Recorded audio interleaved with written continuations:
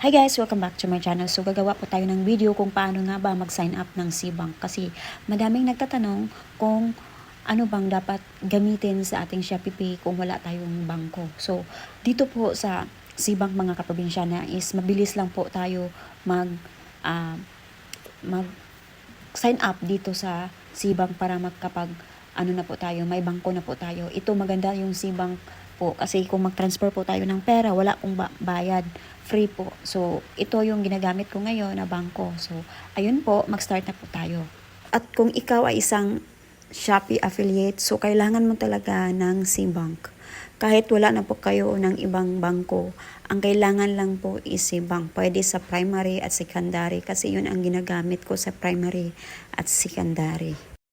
Pupunta lang po tayo sa App Store kung Apple yung ginagamit natin. Tapos search natin ang SeaBank.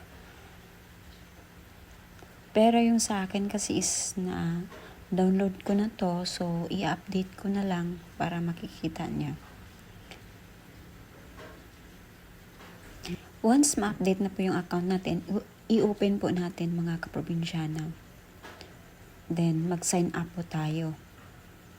Mag-switch account ako dahil meron na po akong SeaBank. So, mag-sign up ako, sign up with mobile number. Dapat po ang mobile number, yung hindi pa po natin ginagamit. Then, i-login po natin yung mobile number natin kung ano yung mobile number na ginagamit natin na hindi pa nagamit sa SeaBank. Then, kung may referral code, maglagay. O kung wala, i-check lang yun. Then, next. Then, mag-send po si SeaBank ng OTP. Then after nyan, i-enter ang OTP para makapasok. Then maglagay ng strong password na hindi natin makakalimutan. Maglagay tayo ng uppercase at saka lowercase para mabilis lang po. Then after nyan, mag-next po natin. Then once activated na siya, start facial verification. Tapos yung mukha natin, i-ano nila, i-scan kung totoo ba na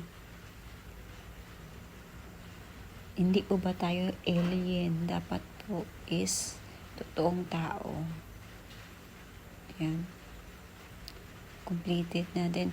Kailangan po tayo na may ID. Ang ginagamit ko is YouMade. Pero, ginagamit ko ito sa isa kong account. So, i-try po natin kung makapasok po ba, then use your physical ID.